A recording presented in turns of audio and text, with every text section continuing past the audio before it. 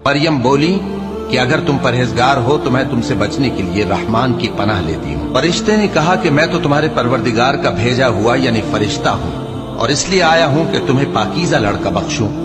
मरियम ने कहा कि मेरे यहाँ लड़का क्यों कर होगा जबकि मुझे किसी मर्द ने बतौर शौहर छुआ तक नहीं और मैं बदकार भी नहीं हूँ। फरिश्ते ने कहा कि यूं ही होगा, तुम्हारे परवरदिगार ने फरमाया कि ये मुझे आसान है और मैं इसे इसी तरीक पर पैदा करूंगा ताकि इसको हम लोगों के लिए अपनी तरफ से निशानी और जरिया रहमत बनाए, और ये काम मुकर्रर हो चुका है। चुनाचे वो उस बच्चे के साथ हामिला हो गई और उसे लेकर एक दूर जगह चली गई।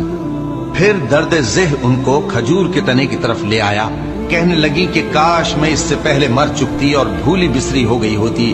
तब उनके टीले के नीचे की जानिब से फरिश्ते ने उनको आवाज दी कि गमनाक न हो, तुम्हारे परवरदिगार ने तुम्हारे नीचे एक चश्मा पैदा कर दिया है